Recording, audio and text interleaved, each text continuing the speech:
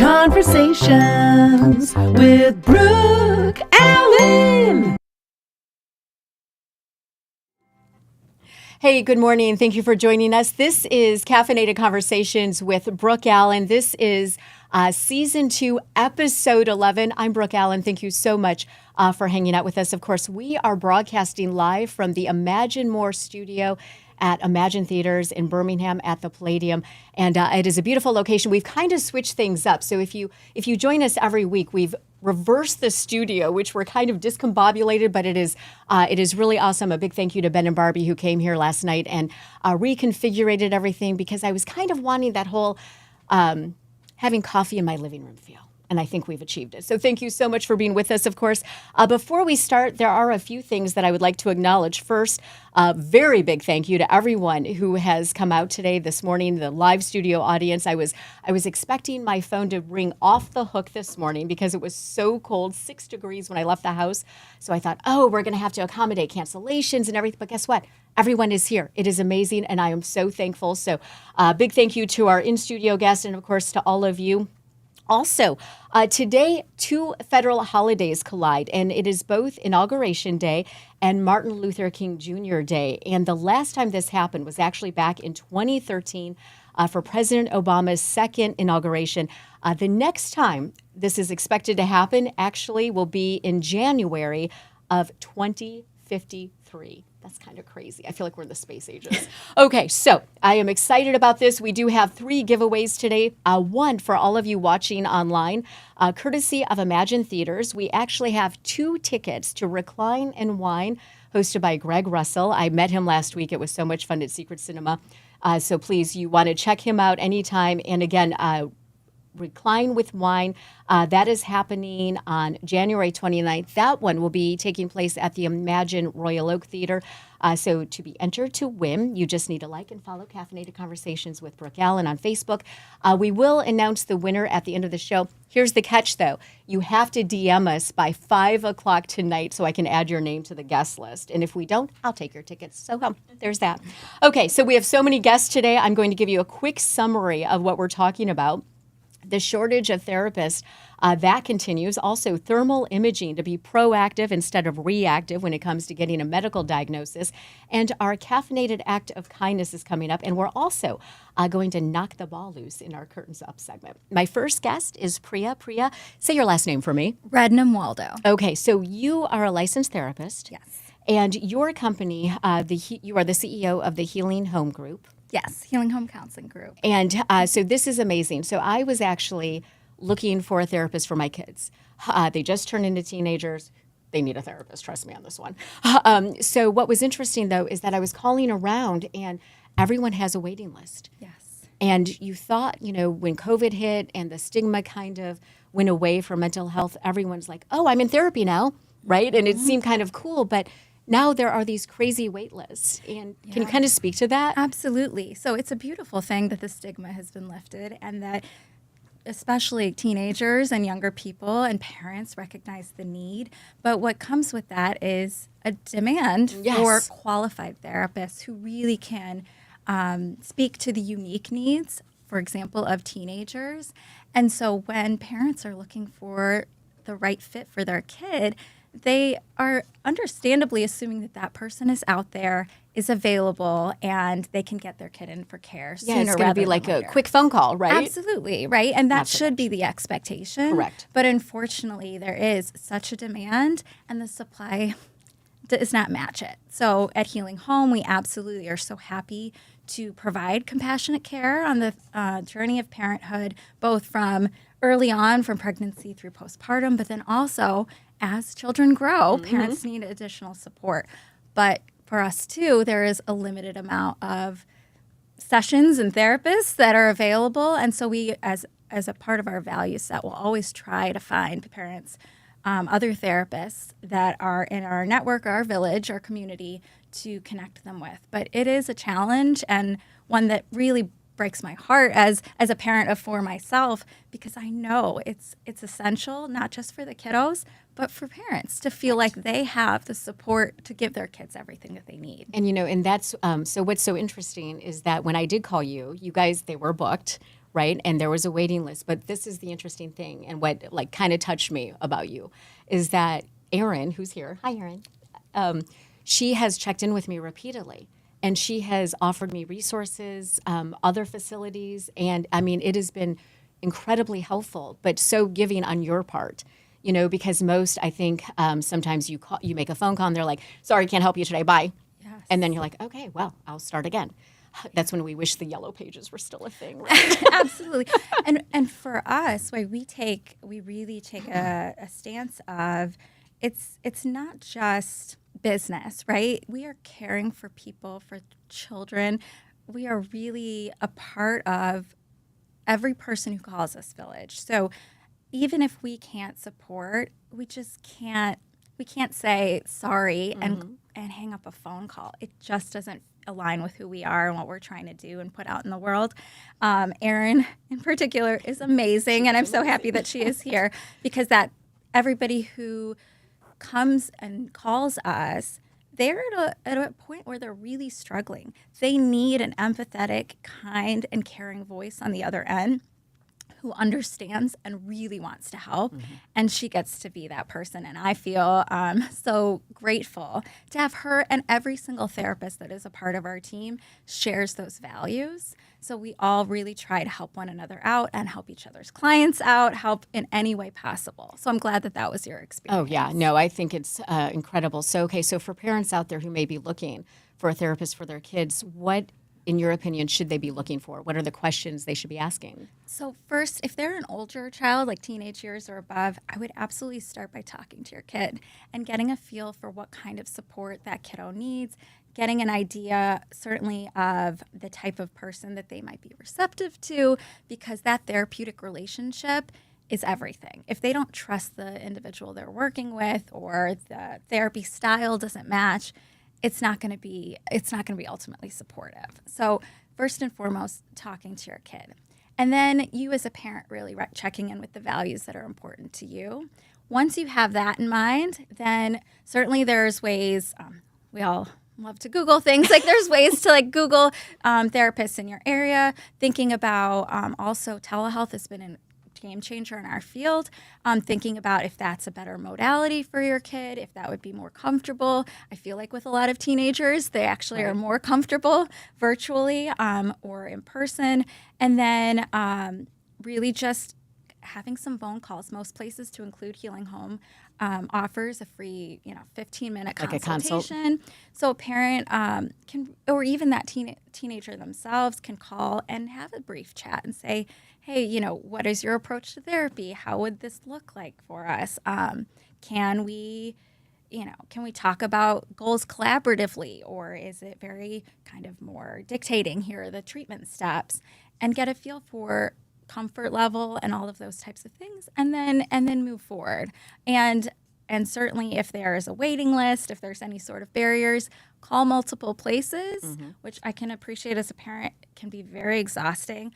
But it feels like a job. Yes, it can feel like a job, but to ultimately get your child into a therapist that really they connect with, that listens to your kid, listens to you as a parent, and wants them to feel well and not be in therapy forever. Like the goal is to equip children with coping skills and communication skills that they can then be independent and utilize on their own. So once that alignment is there, it really can make such a huge difference for the trajectory, not only of the child, but the whole family. So I have a question. Somebody might have been Googling last night. It wasn't me. But how for parents, how involved should they be in children's therapy? Because it was interesting last night. I was reading things that said, well, your kid's 12, then it's confidential.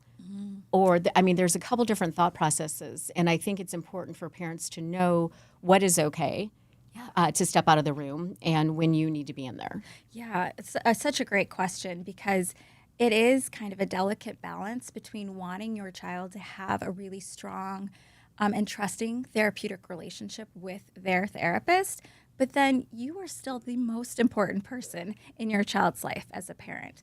At the end of the day, the therapist is with your child maybe an hour a week. You're with them all the time. And so there can't be such a kind of a cone of silence or cone of confidentiality that you're not able to implement or build on the things that your child is working on. So I, again, go back to talking to your child first and see what their expectations or hopes are from therapy. And then really talking to the therapist and saying, hey, I want my kid to have a space where they can feel free to be honest and no judgment, and that they don't feel like you're going to report back a play-by-play. Like tell on them, right? Tell on them. Yeah. But at the same time, I can only support my kid if you give me some feedback about the things that are being worked on. And it can be kind of at a higher level. Like, here are our goals together. Here's some of the ways that we're going to work on those things together. And then, as somebody who in the past has worked with teens as a therapist, I always reassure parents that if there is a safety issue, if there is something that needs to be said to a parent in order to support that child fully, that's a non-negotiable. Right. That will be talked about right away.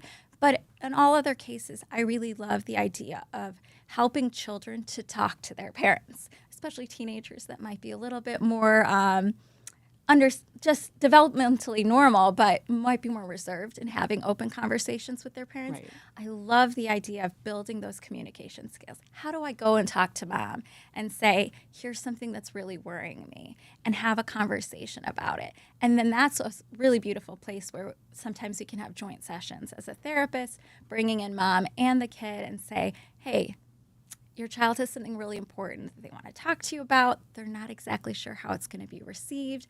I wonder if we can talk about it together.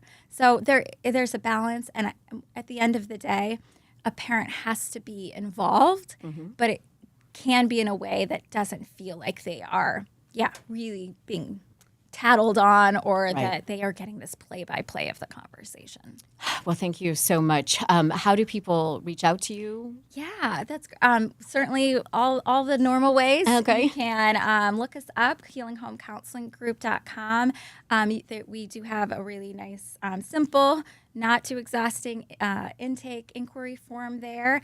And amazing Erin will get in touch with you, usually within one day, to make sure that there is a compassionate connection there.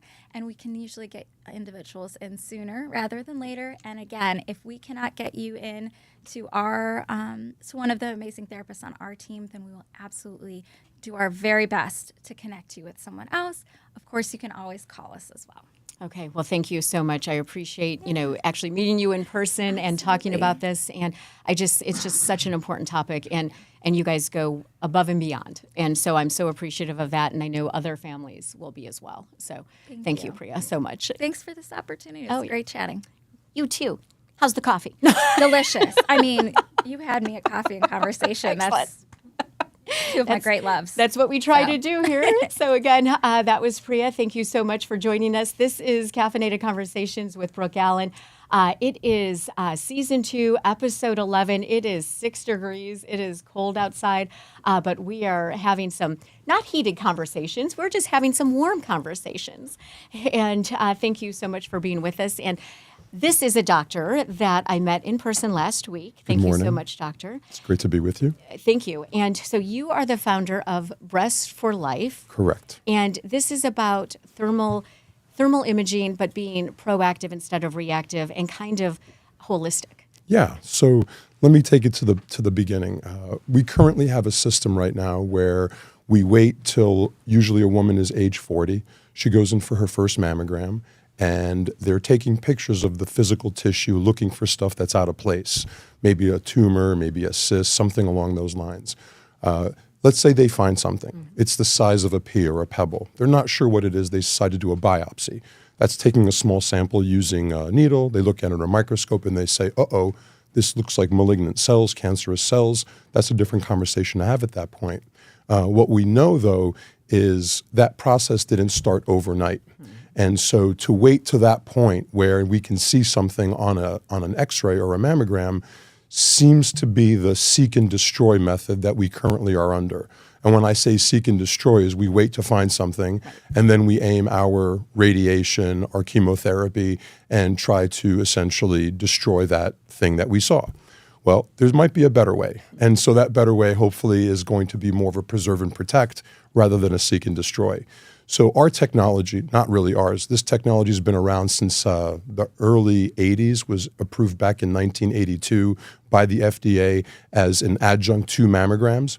And so the best way that I can describe the difference between a mammogram and a thermal image is using the following analogy. So let's pretend you and I are in a hot air balloon, okay? We're high up in the sky. Okay. Below us is a big storm. It's like a hurricane. You see the clouds, the ground, the water.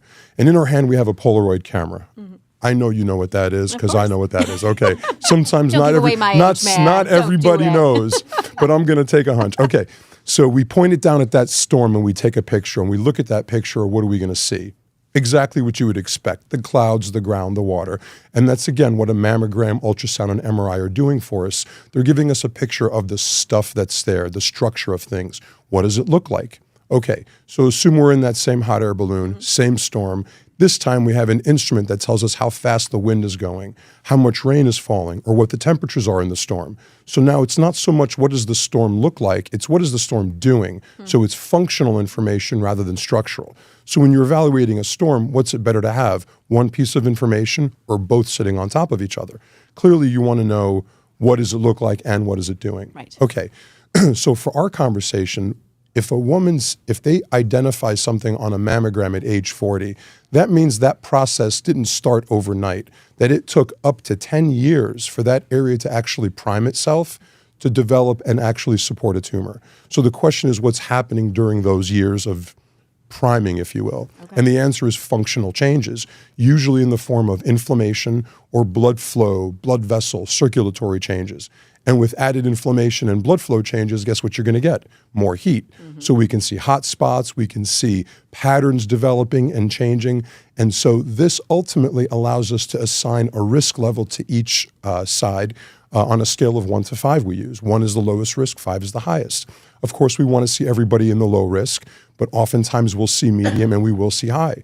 And there will be no structural issues. Like they'll go for a mammogram, they'll go for an ultrasound, and nothing will show itself as being structurally changed, which is the best news that you can get because guess what? When you're still in that functional stage, that's when you can start doing things to actually change it. And that's where the holistic component comes in because typically your breasts are not vital organs, right? So they're the canaries in the coal mine. So if they're showing signs of dysfunction, disability, or abnormal heat patterns, hot spots, we usually know that the systems that support them typically are not in a happy place, whether there's toxins, whether there's things like parasites and mold and all kinds of deficiencies. And these things will kind of come together like a perfect storm. And so if you can begin to unwind this while you're still in that functional state, you can actually see these levels, these risk levels drop. And the significance of this cannot be understated. Let me give you an example. Let's say you have two women who are standing side by side. One has a strong family history of breast cancer. Her grandmother, her mother, her aunt, her sister.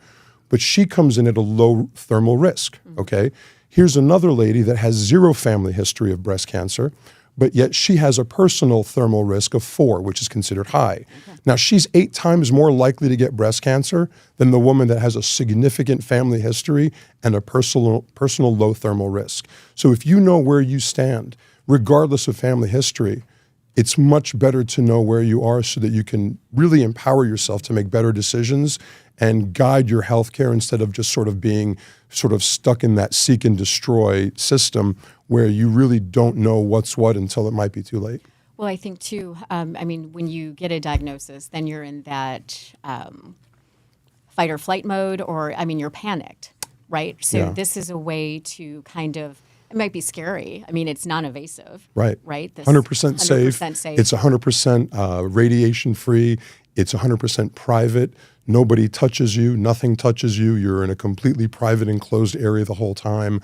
I always say if all the women of the world got together to create their own test for breast health, this might be the closest thing to perfection. Although it does not diagnose, just like mammograms do not diagnose, the only way to truly diagnose any kind of cancer is, of course, through biopsy. But it's the only test that allows us to see function and allow us to assess real-time risk. And okay, so say I come in, Yeah. and your levels are what, 1 through 5? 1 through 5, yeah. 1 through 5. So I come in at a 4. So what's the next step from that? So the recommendation when you're a 4 or a 5 is to reevaluate in 3 months, to do a closer evaluation to make sure that these levels are not moving at any type of accelerated rate. Of course, we'll always recommend that you follow up with some kind of structural imaging. Usually people that come for thermal imaging have apprehensions about mammograms, but sometimes when they see evidence on a thermal image, it makes sense for them to go have a mammogram at that point. But if they don't, we always recommend following up with an ultrasound, which is also a very beneficial test and allows them to evaluate the structural aspect of the tissue. And so once you rule any structural problems, then you start asking those questions. That's when you start going into more of the holistic evaluation and finding out what symptoms, what other functional problems that person is having, and you evaluate them and you give them a plan to help improve their risk. Okay, so let's talk about the whole age for mammograms. I Yeah. know that this, it seems like it has changed back and forth. And I mean, what is the ideal age for a woman to come in and have this done with you? So the international guidelines actually recommend that when a woman hits age 20, that she has her first thermal imaging, okay? Now, assuming everything comes back low risk, we recommend every 3 years while you're in your 20s. This is to establish a healthy baseline.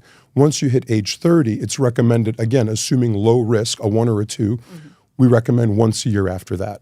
And if you come in at a 3, it's a 6-month evaluation. A 4 or a 5 is a 3-month reevaluation. And typically, once we identify certain patterns have sort of stabilized or leveled off, then we begin to kind of open up those follow-up recommendations. Okay, Yeah. so thank you for clarifying that. Yeah, no because, problem. But 20 is kind of crazy, right? Because it's like, really? I can't imagine No. my 20-year-old self being like, I'm just going to go do this. Exactly. So how do you get that message up? As far as... Well, I mean, this is important and preventative almost. Oh, well, we get the message out through doing fantastic programs like yours, Like that of play. course. And I do a lot of community-based workshops, and I'm starting to get into the whole video creation and whatnot. I'm about 15 years too late, but that's okay. You got this. I'm slow with these things, but really, most of ours is through word of mouth and through a lot of networking that we do with holistic practitioners as well. So, yeah. Well, I think it's important. So the Chamber of Commerce is Yeah. the one who connected us. Correct. And I think it's important to note that a lot of these tests and stuff is super expensive, right? And insurance doesn't always cover. But you, I mean, compared to pricing that I've seen, Yeah. are super reasonable. Yeah, I will well, just say that straight Well, up. you're being kind because super reasonable can be really, really expensive to some people.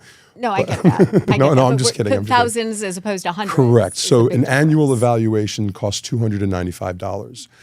So it's under $300 for this test, and it takes about 30 minutes to do, and that's from beginning to end. What are the? How quick is the turnaround on results? We usually get the results back to you within about 7 business days. Okay. And then you have the full opportunity to review those results and contact us and discuss next steps, next moves, and that's all part of that evaluation. Okay, so the evaluation, reasonable to me. I know, like you just said, it may not be reasonable to other people, but you do have something special going, and I'm grateful for this. Oh, yeah. So we have 150 spots available. If you use coupon code Brooke75, it reduces your rate from $295 to $225. So it takes off, no, $220. It takes $75 off. So it's a $75 coupon that takes See, I come in handy. from the original $295. Easy for me to say. Yeah. First day with my new mouth, excuse me. It's okay. Sorry. Well, that is awesome, and I appreciate that. I already know. I have been talking to people. People always ask me, "Oh, who's on the show? What's coming up?" And then I had mentioned you several times, and I had, I think, 2 different women say, "Oh, you know what? I am going to check that out." I'm glad to hear that. That's So great. thank you. Yeah, thank you for that deal. Well, thank you for the Appreciate opportunity. that, It's great okay? to be with you today. Okay, so one piece of advice you have to every woman, regardless of their physical health, what is it? One piece of advice to women. Mm-hmm. Am I assuming that they're going to listen? I'm just kidding. Okay. Oh, step outside, sir. hey, just take it easy. Okay. Be authentic. And if you have something to say, don't be afraid to say it. Because oftentimes, in my personal opinion, in my experience, a lot of physical ailments can stem from repressed speech and thoughts and feelings. So that's probably where I would start with anybody. Awesome. Thank you so much. You didn't think it would start there, did you? I did not. I was I'm like, oh, that's deep. Thank you so much. Thank Give me you the so website much. where people can reach out to you. So the website is breastsforlife.com. That's breasts plural, the number 4, and then the word life.com. Okay, and you're located? We have a main office in Highland, Michigan, but we have also satellite offices, 2 in Ann Arbor and 1 in Saline. Okay, Yeah. awesome. Thank you so much, Thank you so Doctor. much, Brooke. I appreciate it. All right. How's the coffee? Is my It's question delicious, today. delicious. Look at Excellent. that beautiful logo. No, right? Isn't it awesome? Thank you so much. All right. Okay, so again, that was the doctor from Breasts. Where to go? Breasts for Life. Oh, my logo went down. Thank you, Jason. Thank you again Thank for you very joining much. us. All Okay, right. so every month we have Caffeinated Act of Kindness, and this is to highlight nonprofits in the area that may be very high profile. Some may not be, but we have. This was important to me when I started this show back in November of 2023. And it's very funny how things come full circle, because sometimes you can meet somebody and then they'll introduce you to somebody else. Sometimes those people know each other already, which has happened over and over again. And Craig Nash, he is the founder for It's a Grand Life.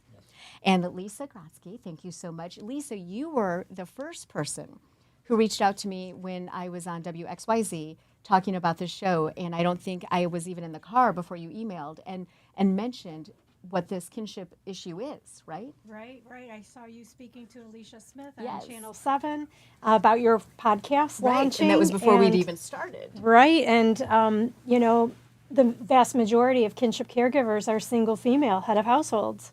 And so it just resonated like you need to know about this. Yes, and I was so grateful that you had reached out, and you were on one of our first shows. Yeah, I was on episode 4. Yes. I was. So episode 4, see, she's a veteran. Thank you. And you've been on again since. Yes, So yep. this is your third time actually being with us. This is my third time. Thank you for having Oh, me no, again. my pleasure. It's always, and plus you gave me that wonderful umbrella. Thank you. Yes. Okay, so Craig Nash is the founder of It's a Grand Life. Mm-hmm.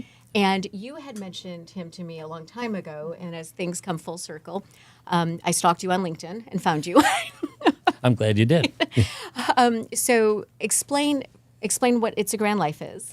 And then we'll bring Lisa into the conversation. It's a Grand Life started as a podcast with the idea that we were going to help grandparents who are raising their grandkids get information from subject matter experts, of which Lisa Grotsky is one.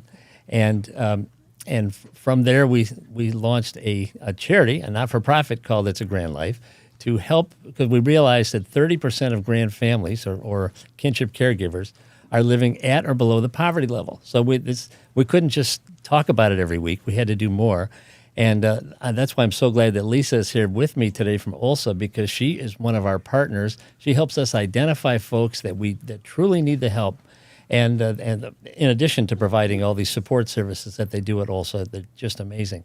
But if she identifies a family that we can support, in fact, yesterday we just helped provide an initial down payment on housing for a family of 4, I believe, Lisa, isn't that right? And a grandpa and a grandma who are just having a real tough time.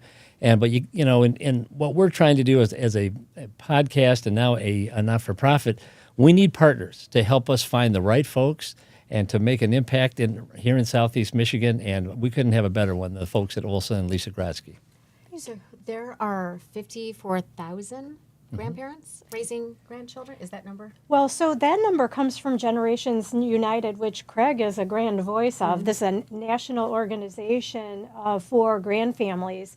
Locally, other organizations like Big Family of Michigan say there's 142,000 grandparents who are raising grandchildren in the state of Michigan. That's just Michigan alone. That's correct. So we don't really know what the real solid numbers are because guess what? It's not on our census. Right. We really need to start pulling some real hard data to find out just how many of these grandfamilies there are, how many kinship caregivers there are in the state of Michigan. But nevertheless, there's an enormous amount of them all over the state. There's roughly about 11,000 in my 3-county service area of Macomb, Oakland, and Livingston counties. And there's about the same amount in Wayne County. And what's, and Craig, we talked about this last week, but the idea of grandparents raising grandchildren, it's not something you may not be expecting. Right. And so the financial aspect comes in, and all of a sudden you are retired and you're caring for a child, maybe children, and you're kind of like reevaluating, but having to do it on the fly. Absolutely. And that's kind of where you come in, and then that's where your nonprofit is coming as well. Right. And oftentimes the folks we're talking about haven't really planned well enough for their own retirement. And then they inherit these 1 to 3 additional mouths to feed, and they would do what any of us would do. Of course, they want to take care of their grandkids, but it's a real challenge. And that's why it's fun to be a blessing to some of these families and to give back. It's to be my age and able to bless people like this, it's unbelievable. It's the greatest thing ever. And again, having a partner like Lisa and her team, and they're so thorough and just on top of this situation here in Southeast Michigan, and just really makes it a smooth operating program for us. So Lisa, you have support groups. Yes, we do. That you run because this is also about being a community, right? And so for other grandparents to know once you know somebody, then you can connect with them and not only maybe talk about your issues, but maybe become friends, right? Absolutely. And then a support system for the kids as well. Yeah, we've actually, a lot of school districts are interested in what we do because they are seeing an uptick in kinship caregiving, aunts and uncles raising their nieces and nephews, grandparents, great-grandparents taking on the caregiving role. So ULSA has a series of support groups with the South Lyons School District, and we're meeting there on February 4th, and that'll run through May. Once a month, we will be at their administrative building, and that's open to anybody who can get there, not just in-district families. Oh, okay. And, our other support groups are online and in person, and we have one coming up at ULSA on Friday, January 31st Oh, okay. So in Pontiac. Okay, so that's in Pontiac, and then so your services and how ULSA comes into play. How do people reach out to you if they need help? How does this work? Yeah, sometimes it just happens, it unfolds in our intake. We're asking very simple questions to get through our intake, but there's a lot of backstories. One of the questions is, why are you raising the child in your care? And sometimes we get a big story about how the beginnings happened. And then the needs start flowing out. And, ULSA is a community action agency, so we're focused on helping people who are in poverty. And as he insinuated, nothing puts you into poverty quicker than adding a few mouths that you hadn't planned on. And a lot of our clients are already retired. They're on a fixed income, receiving their Social Security. If they're lucky, they have a pension or retirement. And that money was meant for them to take care of themselves. But because they're often over income for state services and they're not in the foster care system, they are just not eligible for some of the financial benefits of being a foster grandparent or foster kinship caregiver, or they're left to find their own. So as I mentioned the last episodes, is just knowing the word kinship care so you can find some resources. Okay, so define kinship care for us. Kinship care are relative caregivers of a relative's child, and it could be in any kind of bucket, an informal bucket, legal custody, power of attorney, guardianship, whether it's temporary or permanent. You can adopt privately or through the child welfare system. Foster care is definitely a bucket as well. Okay, so those are all the different buckets, so to speak, right? Yeah. And then, okay, so Craig, your podcast, you talk about so many different topics, and I want you to name a few of those because they're important. Well, obviously, figuring out if you're going to adopt, adoption is an issue, or if you're going to enter into becoming a guardian for your grandchild. Those are really important things to know. Housing is a huge issue. Behavioral health. And as our first guest shared today, it's absolutely huge if you're in a grand family situation or a kinship care situation, not only for your grandchild, but also for the grandparents who are raising their beloved grandchild, because the roles shifts. You're no longer giving them candy and sending them home all sugaring them up fired and up. saying, "See ya." No, but it's and it can be very stressful, and so. Any issue that grandparents are dealing with, we try to address that on our program. We've had estate planners that have said, hey, we'll provide a free complimentary estate plan for grandparents who are going through this. I just met with an ophthalmologist last week who said, I do a lot of work with low-income folks. I'll take care of all your grandparents with their eye care and their eyeglass needs, and that just kind of blew me away. But we are in a space, as you know, Brooke, that is nonpartisan. There's no division. There's no conflict in grandparents raising grandkids. We all love our grandkids, and we can all come together as one and do the very best we can to take care of this group in our society. And also does a great job with that. And there's other groups that do a wonderful job as well. So we are partners from a standpoint of her identifying folks that we can help, but I'm also one of her caregivers on her program. So so that are part of her statistics and what have you, and it's just so important to make sure that, in fact, if anybody's out there and you are raising your grandkids and you're in Oakland, Livingston, Macomb County, you've got to get in touch with OLSA because they've got an unbelievable amount of resources from tax planning to auto repair. I mean, it's amazing the things she asked me to get involved in, but anything we can do to help these grand families, we want to do. So, Brooke, I have to tell you, sometimes when you cast something out into the universe, it just comes out, it comes right back to you. And I was literally hoping that someone like Craig Nash would appear. Like, our program does not have a rich uncle where we can just write a check for helping people with unmet basic needs that are practical, right? Getting a car repaired, a furnace repair. On a cold day like today, Yes. I have grandparents who are heating their homes by turning up their oven to 500 degrees and opening the door because there is no way to get that furnace fixed on a day like today. And not that a rich uncle could get somebody out that quick either, right? Okay, so if you're a rich uncle, contact us. Yes, please. But nevertheless, we have had a full auto analysis. Grandmother was paying a local mechanic in her neighborhood to come tinker with her minivan for months, and she wasn't able to drop the kids off or go to the doctor or shopping or anything. And, he allowed us the opportunity to tow that vehicle to a reliable auto mechanic and get a full evaluation. Unfortunately, Is it up and running now? it is not. It was, for safety's sake, this car should not be on the road. Okay. So we're But trying. she needed to know that. She needed to know right? because she would have been still continuing to pay the Right. neighborhood mechanic. And again, they're not on, they're not receiving any funding to help them feed the kids or anything. So, the housing is a real problem.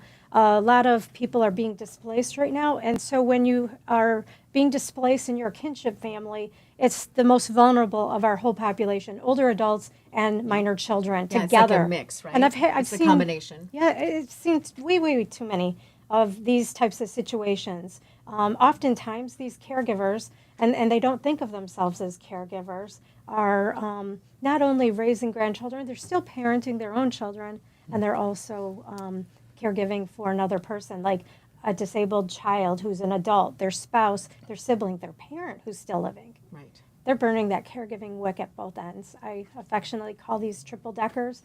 Craig has been amazing by allowing us to be able to further assist some of these grand families with some of these problems that we just don't think about too often until it happens. Right, and that's, I think, the thing. And so the whole idea of It's a Grand Life and raising awareness for you and for this issue, because it's obviously a big one. I have a go-to person now, and I'm so thankful for it.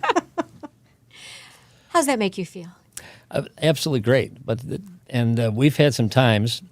Like there was a lady I was thinking about, Teresa Powers, who is a lady who was homeless for 7 months, who's got 3 amazing grandkids that she's raising. And we had an opportunity to help her get rental insurance so she wasn't kicked out of the housing situation. And then she did an interview with us on Channel 4, I believe, and we were able to have one of our catering groups come alongside her and provide a gift certificate so they could have a wonderful Christmas meal. In fact, I think there was enough for Thanksgiving there too. And that is part of the OLSA. It's a Grand Life partnership. Really works well. And so if you're thinking of supporting what we're trying to do, you can support it through OLSA or you can support us through itsagrandlife.com. But the money, 100% of the money that comes to us is going to help grandparents. And that's what it's all about. Amen? Amen. Thank you, Craig. You're welcome. And Lisa, how do people reach out to you? Okay, so OLSA's website, www.olsa.org, and that's OL for Oakland Livingston, HSA for Human Service Agency. .org, and then in the search, just Grandparents Raising Grandchildren. Phone number 248-209-2721. And we'll be back after the MLK Day. All right, awesome. And then also, if that rich uncle was out there and wanted to write a check, what does he do? He just writes a check to Ulsa Grandparents Raising Grandchildren and send it to our P.O. Box in Pontiac. All right, awesome. Thank you so much, Lisa. Thank you. Always a pleasure to see you. Craig, I know I will see you again one Yes. more week we have together. I'm super excited. You're Same bringing here. somebody on to address the housing issue. Yes. Kimber, and I think that is something, especially with these temperatures, these are all issues that we need to talk about, but also we need to be able to find the resources. Yeah. And so I'm 100%. appreciative of you, Yeah. Lisa. Thanks And- for having us again. Oh, my pleasure. Podcast, when does it air? Where do they find it? Well, you can find us on YouTube or any of the 29 podcast platforms that are out there.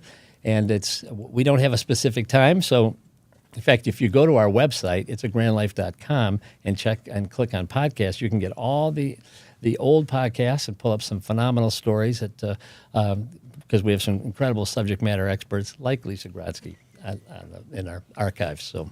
Okay, thank you so much. Thanks for having us. And you are the first podcast I've ever promoted besides my own, so there. That's how much Well, you we- mean to me. Thank you so much for that. And we're not Just competition. teasing. No, I know. I'm just teasing. I love what you're doing. So. Well, thank you for being with us. Of course, this is Caffeinated Conversations with Brooke Allen, Season 2, Episode 11.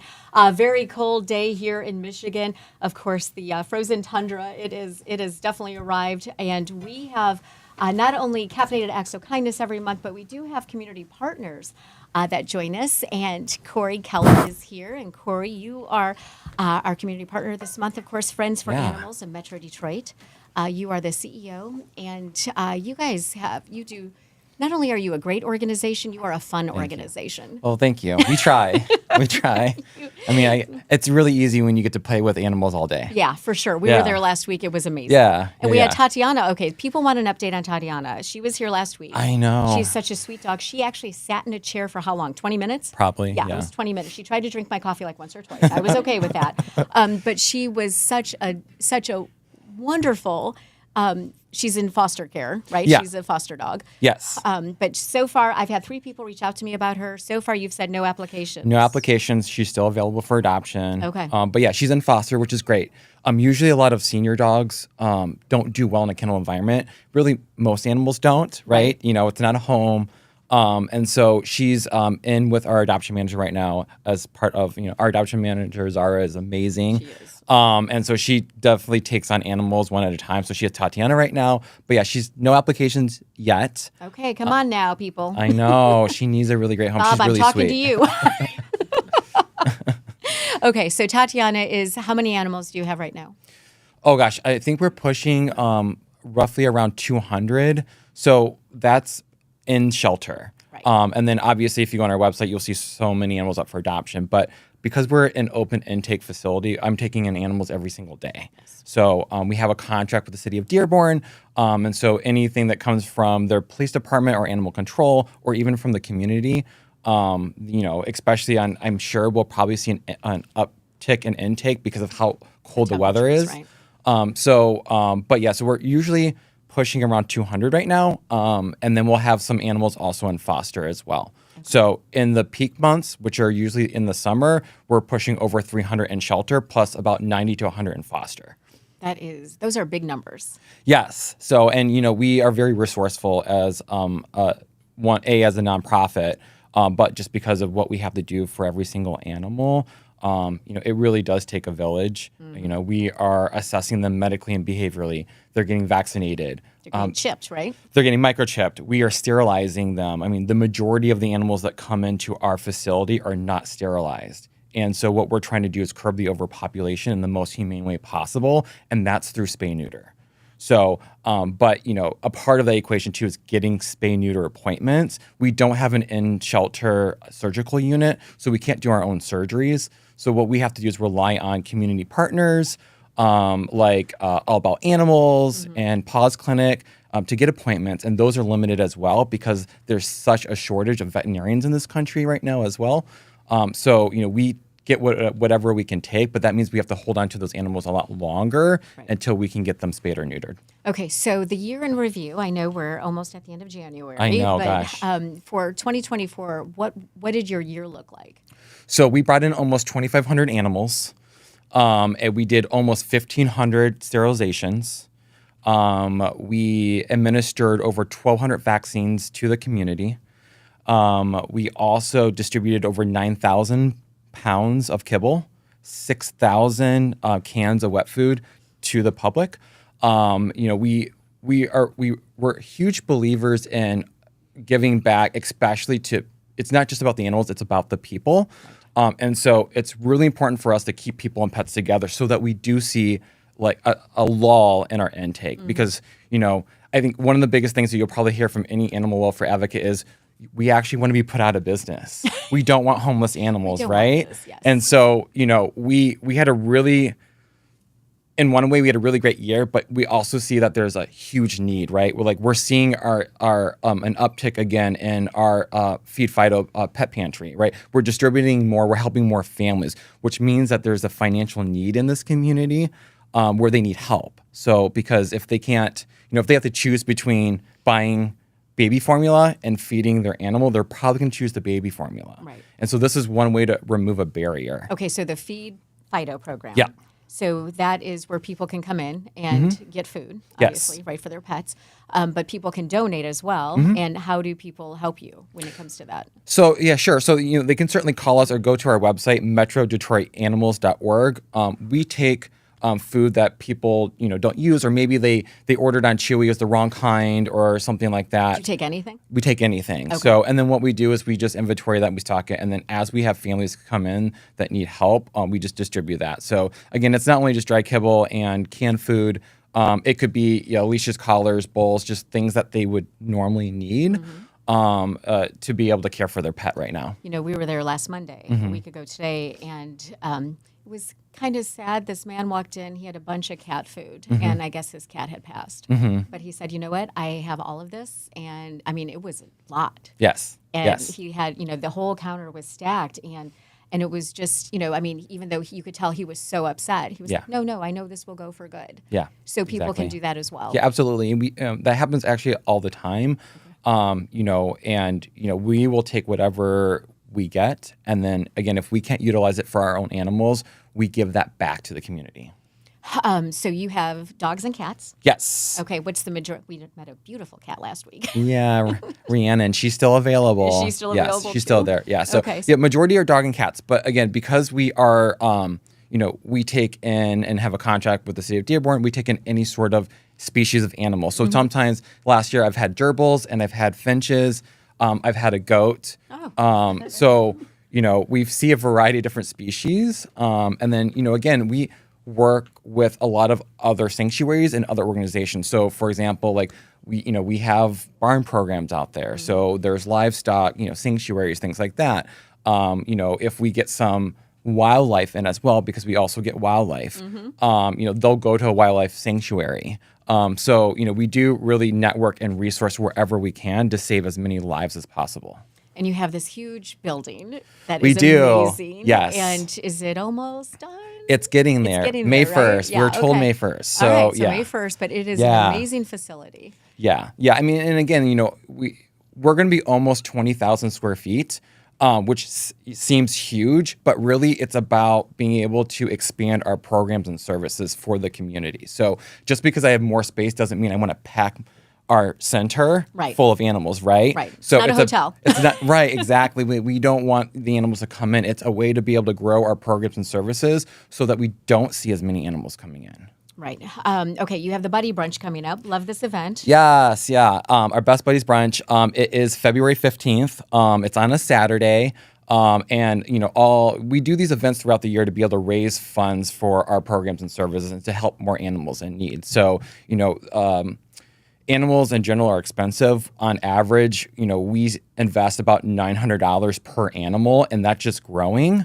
And so, and again, everything from spay neuter, as we talked about, to vaccines, to, the other end of the spectrum, which is, we sometimes do get animals that are coming in extremely emaciated, neglected, need orthopedic surgeries, like amputations, and those can range anywhere from $3,000 to $5,000. So we do events like the Best Buddies Brunch and other things to be able to invest in each animal, rehabilitate, and then give them the second chance that they deserve. And that is February 15th. Tickets still available? Yes. And yes. it's a fun event. Yes, limited seating. So we're getting close, but yeah, tickets are still available right now. It should be a really great time. We'll have adoptable animals there as well. We're doing something a little bit different this year where you can actually write a Valentine to a service member or a shelter pet. So, and then those will go back. We'll actually work with the local American Legion to be able to distribute those to service members. That is so awesome. And if somebody wanted to, so you are located in Dearborn. Yes. Where's the facility? Because people can drop off the food, as we've been talking about. Yeah, exactly. So it's 16121 Regniger Road in Dearborn. It's right behind the police department, next to the Performing Arts Center. So very vibrant, colorful building. It's all primary colors, so you won't miss it. But Somehow I missed it last week, but that's another story. But yeah, it's a really nice facility. It's really inviting, and that's what we're trying to portray here, is that there's a lot of stigma around shelters and being a very dark and dingy place. We are not. No, it's beautiful. Yeah, exactly. So we're just trying to spin that conversation around and say, actually, this is what I would consider a compassion center, a hub that rehabilitates, and we help animals, but then we also help people in the community. And you can find your forever friend. Absolutely. Right? Yes. All right, Tatiana, I'm coming for you. Okay, so Jody Polk is here, and she is the co-founder of Culinary Combo Bakery. She has been a dear friend of mine for years. And Jody, thank you so much for being here. And so I put Corey and Jody together just because of, obviously, right? The mission that's going on. But you have a different mission, you and Jessica.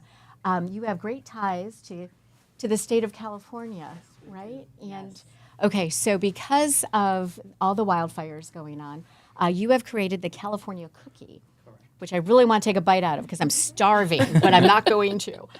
So tell me about this cookie. So the cookie came up because of the wildfires. We wanted to help best we could. I have a very dear friend who lives in California, and I asked for a list of different charities that she would recommend that we could donate. And one of the charities is called Best Friends Animal Society, and they're helping tremendously with the wildfire, the animals displaced by the wildfires, and the Humane Society there. And because I met my friend 10 years ago through our dogs. Was it on Instagram? Instagram. So We got a puppy, and Jessica, my daughter and business partner, decided that the dog needed an Instagram, and that was great. I didn't care, but then she got a job in New Jersey and moved away and said, well, you got to keep it up because we have 1,000 followers. And I'm like, I'm not doing Instagram. I did Instagram, and then I got a DM from somebody who also had a Norwich Terrier, and her name was Mary, and she asked me about our dog Rusty's haircut.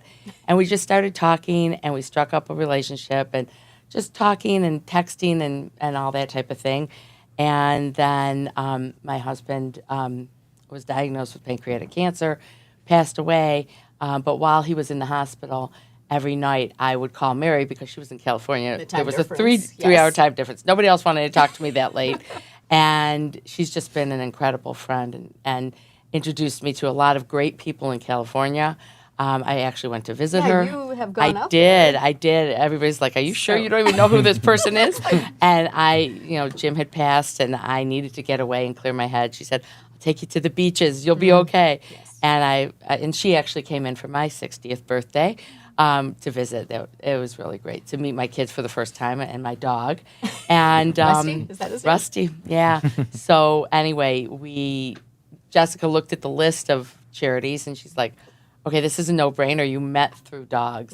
You're great friends, and that's when we picked that Thus charity. the California cookie. Thus the California Thus the cookie. California Try and find cookie. a California cookie cutter in Michigan. Not easy. Yeah, how'd that work out for Yeah, you? not pretty. But yeah, and we're donating all the profits, and we're matching. Okay. So How long are these cookies going to go for on? the rest of the month. Okay. The rest of the month, Okay. yeah. It's really not even about we're a small bakery, but it's about getting the word out that people in California really need us. They really need us. And I think it got overshadowed with the lions and, and a lot of the different Another things. animal. Yeah, exactly. But I think it's just more, they really need us. My friend Mary said that California will recover. She said probably not in her lifetime. She said she probably will not see it in her lifetime because it's just devastating. I lived out there for years and just seeing it, and I covered the fires and the floods and the earthquakes. And, when you have ash falling on your car and you've got the windshield wipers moving, it's a really scary feeling. She sent video and the ashes falling on the car, falling into the swimming pools and all this. She couldn't walk her dogs.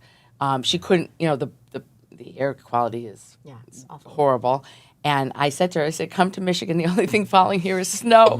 And she's like, it's too cold. And I'm like, but it doesn't destroy your home and your whole Well, existence. after living out there for so long, there's that whole feeling of, oh, my house just slid down the canyon, but I'm going to rebuild and stay. It's just one of the things, right, of California. I guess. Okay, so Corey, you can kind of speak to these animals that are being, even though they're in California, but being displaced and how urgent this need is. Yeah, I mean, I've been in animal welfare for almost 18 years now, and so one of the things, and actually we had a volunteer that said, like, is Friends for Animals going to do anything to help the shelters or the people that are in California? And fortunately or unfortunately, organizations like Best Friends and ASPCA, they've been doing this for a very long time, and they have disaster response teams that mobilize very quickly. They set up temporary shelters. They get animals into these temporary shelters so that they can reunite them with their owners. So there's a lot of confidence there that they're going to be able to reunite as many animals as possible back with their owners. I've seen some of those stories, and it's just unbelievable. Yeah. It's so, sad, but happy at the same time that they find each other again. Yeah, exactly. And, I think the animal welfare community in general, we just all kind of stand behind each other because we've seen it multiple times over and over again. And, how shelters like us help is we say, we took dogs from the recent hurricane in New Orleans.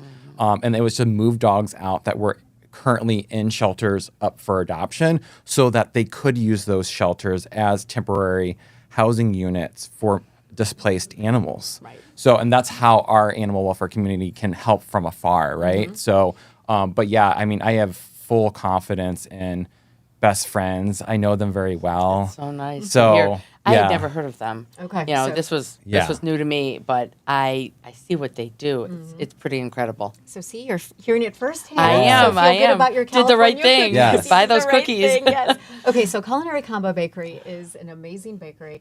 Mother and daughter own it. Jessica is your daughter. Jody's here. Where can they find you? Because it's a little hard. If I try to explain where you are, it's a little hard. So you do it. It's worth it. We're a hidden gem, they say. You are. We're in Southfield, but we're off of Franklin Road in the Claymore apartment building, actually, in the back. We have our own entrance and parking, and we're north of Northwestern. Okay. Highway. And you are closed on Mondays. Closed today. Yep, we'll be Which is be why there. she's here, giving me cookies. Open 7:30 tomorrow. Yep. Okay, and then these cookies will be available till the end of the month. Exactly. Okay, and then, but trust me, if you love sweets, and I know my kids, I affectionately call them the Twinkies. We have they chocolate have dipped chocolate dipped Twinkies. Twinkies, and vanilla, because Yes. so Daisy is a chocolate monster. Carson likes vanilla, so they always, when we first do found both. them, yep, they do both. And many times we have gotten those deep fried Twinkies delivered. So thank you, Jody. Of course. Appreciate it. And these are $3. Yes. Okay, sugar cookie Sugar cookie. with a little dab of chocolate. Unfortunately, to hold on the heart. Yeah. So you can eat from there up. Oh, just don't mind me. Okay, well, thank you so much. I appreciate you being here and doing this for California and all the animals. And Corey, thank you guys also for thank you being for our having community us. partner. And next week, I think another dog is coming. Yes. Super excited about Another that. special guest. Yes. All right. Name? Do we know a name? Not yet. Not yet. Okay. Yeah, they're figuring it out. Okay. All right. But if we'll take Tatiana back Okay. if she's available. Okay. All right. So Sounds thank good. you. All right. Yeah. Awesome. Okay, Jody, you are open tomorrow, and you're open on Saturdays, shorter hours. Yes, till noon, but Tuesday through Friday, 7:30 to 3. Okay. Awesome. Thank you so much. Okay, well, I am not going to eat this cookie because it does have a little bit of chocolate in it, and I'm allergic to chocolate. But you did bring some treats for our live studio audience, so I'm excited about that. Same cookie. Same cookie, But with sugar. With No- sugar. no chocolate. Okay, awesome. Thank you. Of I course. appreciate Of that. course. She knows all my allergies. I don't want to kill the host. Not a good idea. Don't kill the host. No, definitely not. Okay, so our next segment is our Curtains Up segment, and this is with Rosedale Community Players, and that is a theater that I have done. I did the one act with. I feature them on a monthly or on a show basis, and super excited about this because they have opening night coming up. This Friday, it is Knock the Ball Loose, which is a hilarious title. Lisa Justwine is here. Yes, and hello. Lisa, I know you're having a little bit of a struggle with your voice, right? Shh, don't tell potential audience Okay, members. sorry. Just whisper. We're going to do the sexy whisper thing. Okay, so Knock the Ball Loose. This is written by Sean Paraventi, local playwright, right? local playwright, which is super exciting. It is super exciting. Yeah, because Rosedale is one of those theaters, is one of the only ones that will do local, Playwrights, writers, yes. local playwrights. So Yeah. this is kind of a beautiful thing because I get to create this character that he wrote, and it's the first time that it'll ever be presented. So there's a lot of really exciting things happening when you get to really get into a character that For the first time for the ever, first time right? ever. It's like a Da-da-da. newborn baby. Okay, so what is this about? Okay, so the quickest way for me to say is this is about a bunch of very beautifully broken souls. And you are going to, I was just, all the guests you've hit on today, I'm like, my character could definitely use that home healing counseling because Becky's a hot mess. And that's okay. And, the person, John, her husband, he's even a hotter mess. And then you've got the mistress, and then you've got the actual therapist. So There is a therapist involved. there is a therapist involved. Thank goodness Becky goes and sees him. But, Right. you're dealing with infidelity, mental illness, empty nest syndrome, trying to figure out who you are after kids leave home, and just in general, who you become as time moves on. Because we all have to shift and change. And sometimes you have to part ways in order to be who you really are. Okay, so is this a comedy? I'm having a hard time figuring it out. Well, it's kind of a dramedy. okay. All right. Okay. I would say there's more draw than iddy. Okay. But there are very funny lines and very funny ways in which the characters portray certain things. We do not make fun of depression or anything. I basically play a manic depressive kleptomaniac. Oh, okay. So that's a lot packed in. Right. But you have to be very cautious of how you portray these things. It's not meant for laughs. Right. It's a very serious topic, but the way in which we do some of the things, you're definitely going to get some comedy out of it. Okay, so how is this family appropriate? Who's this appropriate for? I'm acting like my character right now because she goes, there's a couple of F-bombs. Let's just do that. All right. There's implied sexual contact. Okay, so everything that kids see on YouTube and Way tamer Okay. than whatever they All right. see on We're there. coming to the show. So yeah, but it's I would say it's family, but late teens and up maybe. All right. Yeah, you certainly don't want a 5-year-old sitting there. No. Okay, so Rosedale Community Players, it is a cool theater that is, Jody said her bakery is a hidden gem. I believe Rosedale is too, because the location is so interesting and the seating style. I love those. Oh, this is great. It's cabaret seating, which in case you don't know what that means, it's table with the You can chairs. sit there and drink. Oh my God. The first time, so what I did before I auditioned for this part, I had never heard of Rosedale Community Players. I'm like, they've been around for what, like 60 years? And I thought, well, I'm going to go to a show there and find out what it's like. And I'm sitting there at a table, and I look over the table next to me. They have a charcuterie board and some wine. Oh, it's very I'm fancy. like, what is happening over here? And so you can bring your own food. Yep. Eating it respectfully when the show's on, of course. No candy wrappers. No wrappers, but they also have, some concessions if you didn't bring your own, but you get to meet other people who are at the table with you. And, you just talked about these lovely 4-legged animals. Well, the 2-legged animal called the theater person, we are a whole, look, Whole you different know, breed. you I know. know, we are. And the great thing about Rosedale is they're saying, hey, come on out. You want to find out about lights? You want to find out about costumes? Maybe you want to audition for something? Maybe you want to be a part. Come on out here. We need you. We Very want welcoming. you. And sometimes Very. community theaters, I can say this, are not so welcoming. I mean, they're very What? cliquey sometimes, right? She's Yes. like, did you just say that? Yeah. It can happen. It can happen. It can happen. It can happen. But Rosedale Community Players, they are an awesome theater group. This show opens Friday. Yes.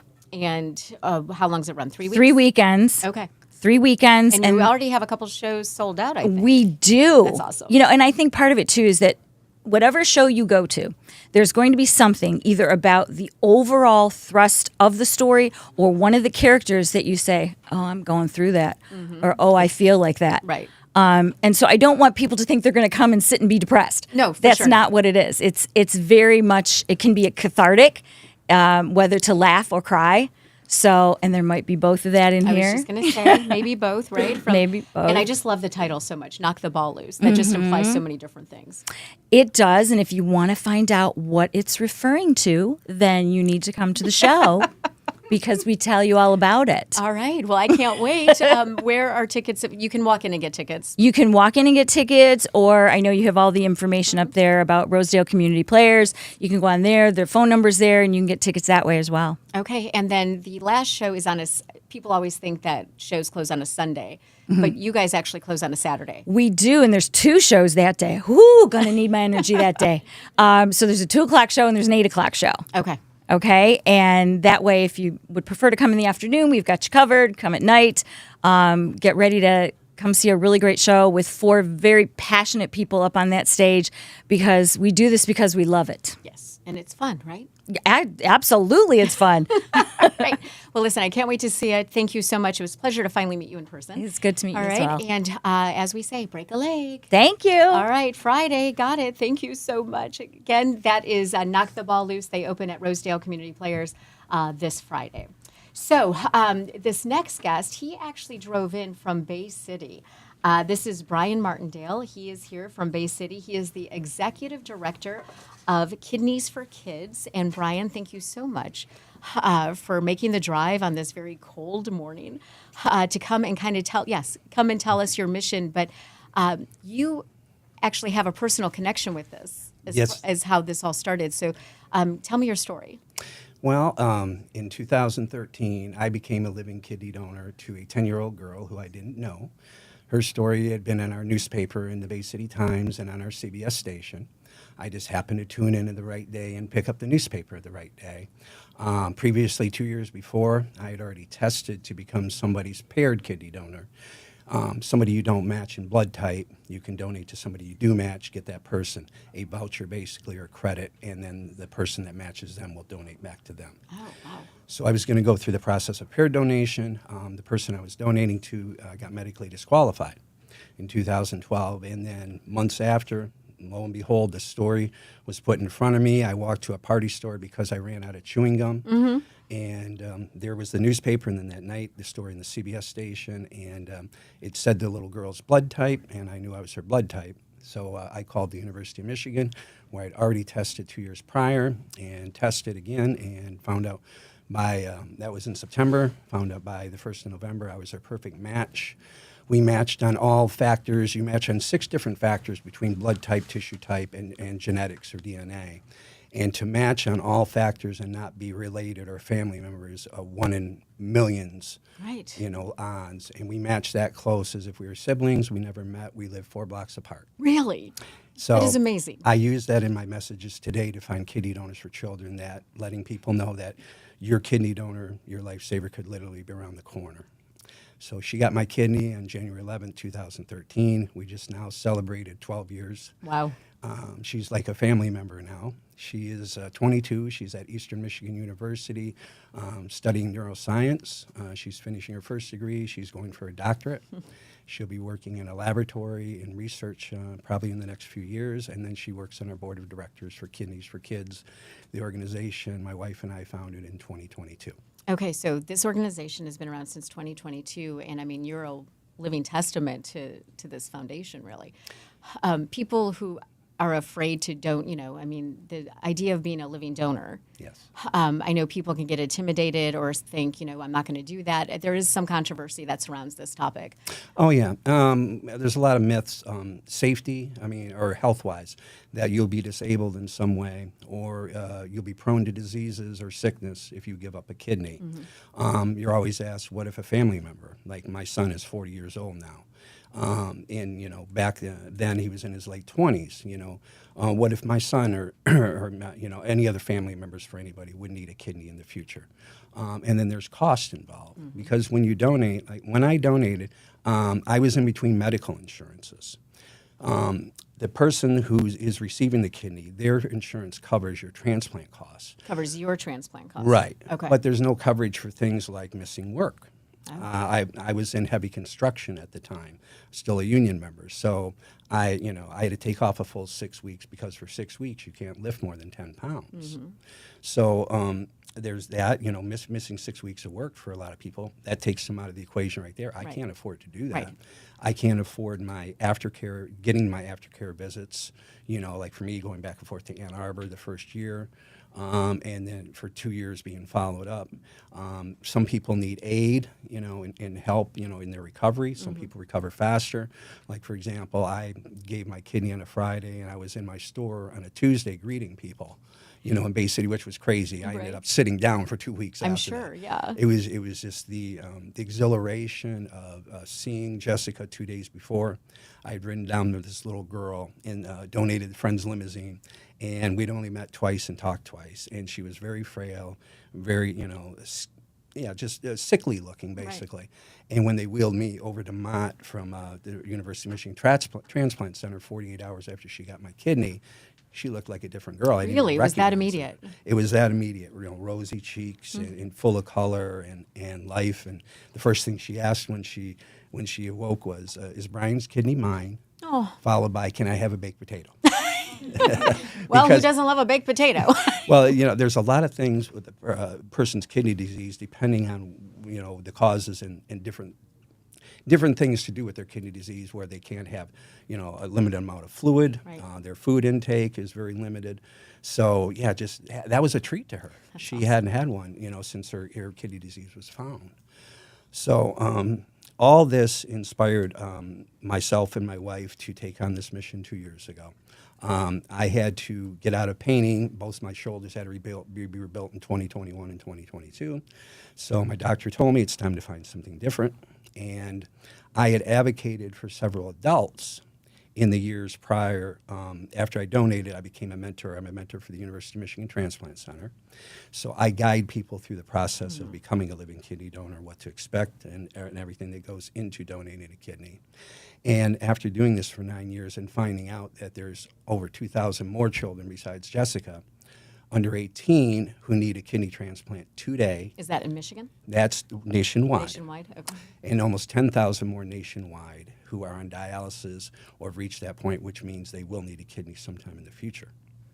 And also knowing that there's over 100,000, well, depending on the figures, let's say 100,000 adults today in the United States who are registered who need a kidney transplant, and then 13 we lose every day, people waiting for a kidney because the average wait time is 5 years in most states to receive, that's a deceased donor kidney coming from somebody who has passed. Okay. So pushing living kidney donation is to make up for the people that can't receive a deceased donor kidney, and also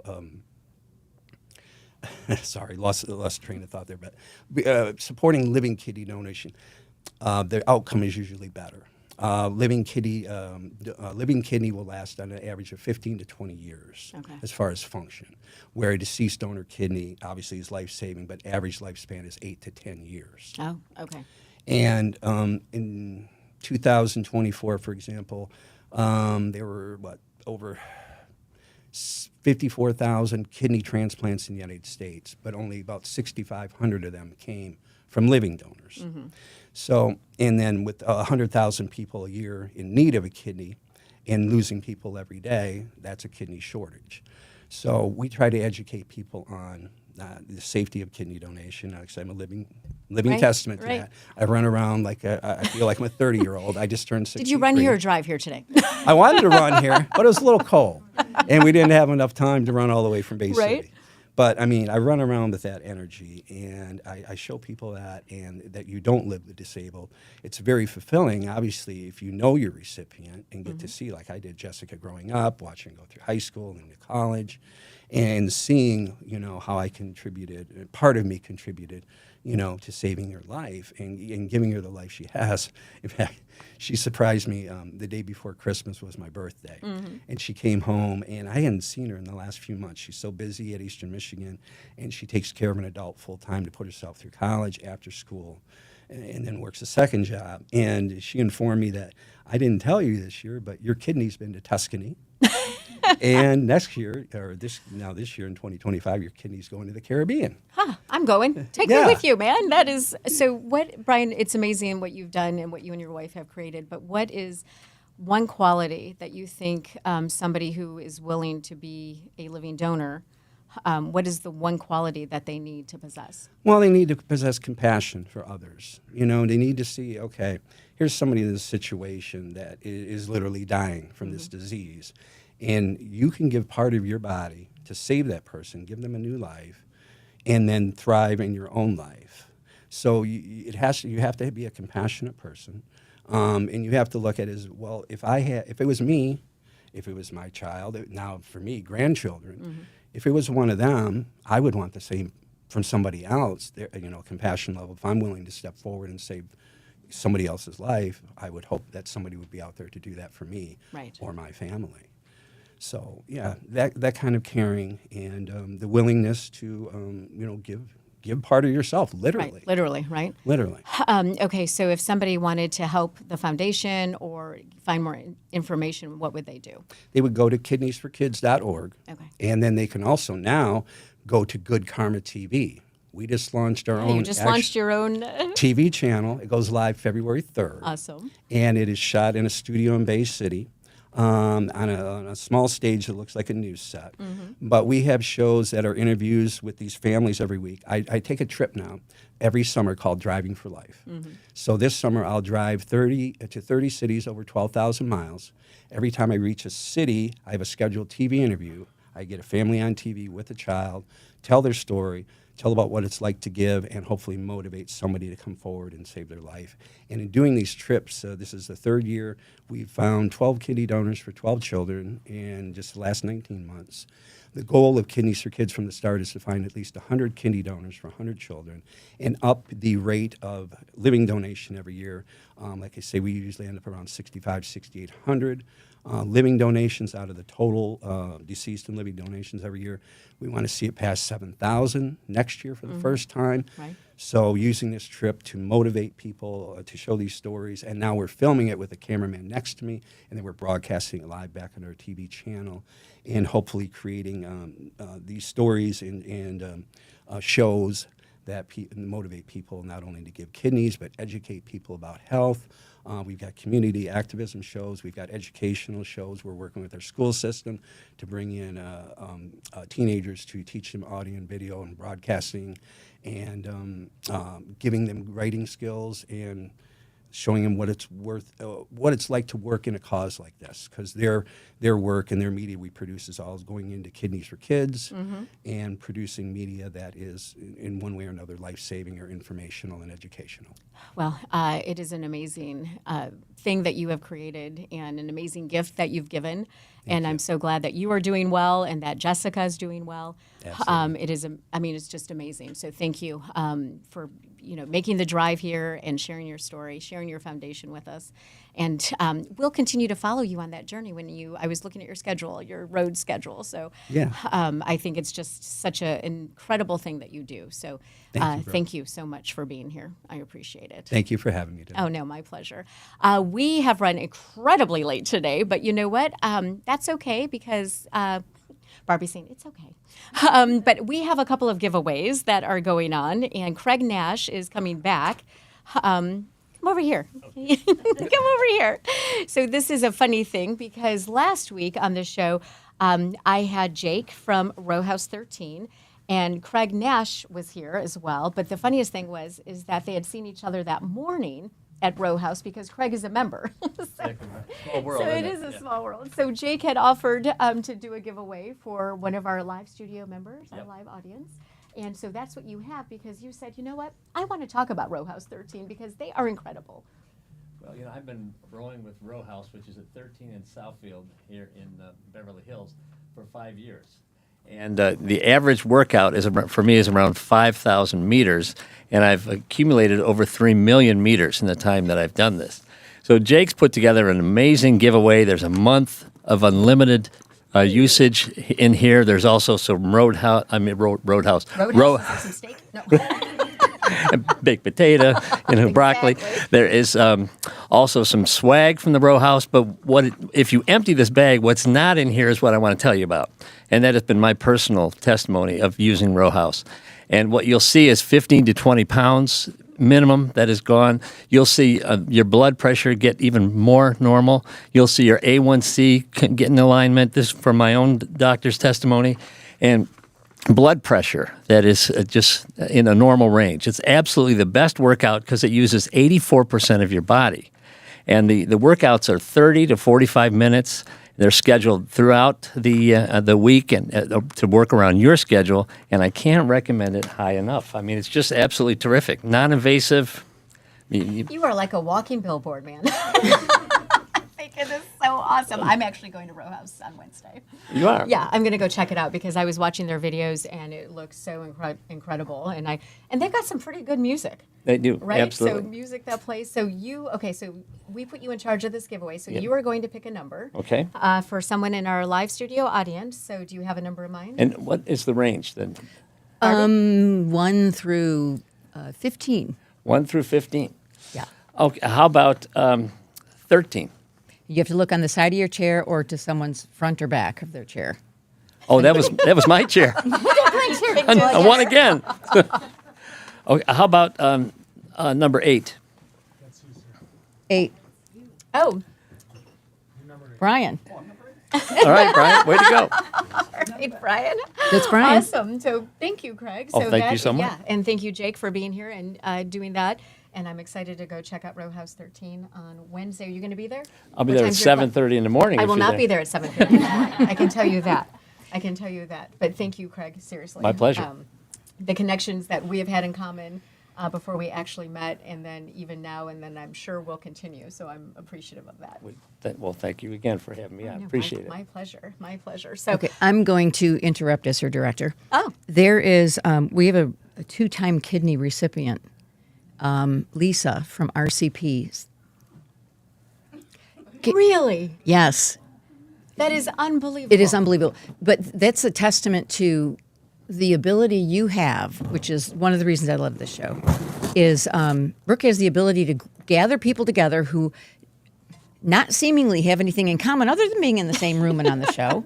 And it turns out there's this underlying connection between so many people. We didn't know Craig was a part of Row House. Row House, thank you. And then here we have a 2-time recipient of a kidney, and it's just an amazing thing to me. So Thank you, Lisa, for sharing that. How are you doing? Great. All right. as you can tell from her interview. I know we haven't clapped at all, but I'm going to clap I know, for this, right? man, because this is seriously. I am. Yeah. That is amazing, and this happens. This is no exaggeration. This has happened almost every show. Yeah, it has. And that has been 63 episodes now. Yep. To where someone has known someone, or they've had a collaboration that has happened. We're waiting for a new athletic line to be born from a collaboration that they've met on the show. So, I mean, there's just so many amazing things, and I'm just so grateful for everybody who is willing to come here on a Monday when it's 6 degrees and hang out with us, even when we go short, when we go long, whatever we're doing. But seriously, it's just that, Lisa, I am floored. That is amazing. Yeah. I hope you and Brian get a chance to talk and at least say hello, huh? Yep. Okay, so I know we're like almost an hour and a half in. We are. I can't stop talking today. Yeah. What's wrong then with there's me? This, yeah. It's like, come on, wrap it up. Okay, so Posh Nail Salon, Yes. they are doing our in-studio giveaway too on top of Row House. And Barbie got her nails done there a couple weeks ago with me. I talked her into the chrome. I'm all about the chrome. I love it. What do you think, Craig? Do you like the color? I love the chrome. All right. Awesome. So that nail polish color. I used to, yes. I'm still wearing the same one. It- Brooke got hers changed. I did I get still mine want to changed. buy you a drink. That's the name of her color. I want to buy you a drink. Mine is just like, stop talking blue. Okay, so. Well, that's appropriate. Oh my God. Okay, Barbie, pick a number. 3. 3. Who's got 3? I don't know if there's not a 3. Is there not a 3? We changed the studio around, so the Right. numbers are. So now it's a So- a treasure hunt. So now it's yes. It's a scavenger hunt. It's a scavenger hunt. 7. 7. Oh, 7. Lisa, 7. Nice. Okay, Lisa, 7. Posh Nail Salon and Troy, seriously, they are wonderful. The polish lasts forever unless you decide to get it changed quicker. So I walked in last week. They're like, what are you doing here? I'm like, I just need to change the color. Okay, so we've got this done. Okay, so that goes to Lisa. That is going to Brian. Yep. We have the Recline and Wine going on online. That is with Greg Russell. And I don't know if Jason is following along online with. Do you have a winner, Jason? Oh, for the, Recline with Wine? are we doing it now or at 5? Well, no, I told them we would announce it at the end of the show, and then they would have to get back to me by 5. Otherwise, I take those tickets. But if not, we can always post that too. And speaking of Recline with Wine, sometimes you can get a big old migraine because if you drink too much, but. Well, and then recline is. And then Recline is just, yeah. Anyway, honestly, that was a horrible segue. But Mind, which are based out in Farmington Hills, they are amazing. I suffered from migraines pretty much since I was 17. I am no longer 17. But I was having migraines probably 3-4 times a month, sometimes 4 a week. And the medication, they finally figured it out for me, and I am forever grateful because my quality of life has improved tremendously, and I have so much more energy. And my kids, I don't have to say, please don't talk to me right now. Well, I do still say that, but not because I have a migraine. So check out mindonline.com. They will help you, and they will find the right medication for you. Jamie Parker, you have won the tickets for Recline with Wine. You need to get back to us by 5 o'clock this evening so we can put you on the guest list. Greg Russell, he is a hoot. Met him last week with Secret Cinema, so check that out. Don't miss it. And those tickets are available, of course, at imaginetheaters.com. And that show is up and running on January, I believe, the 29th. Okay, I think I am all out of words. So thank you so much for joining us. It is cold out there. Stay warm. Like I always say, keep the coffee hot. We will see you next week, and I promise I will stay within the 60-minute parameter. Until next week, stay warm. See you later. Bye. Thanks.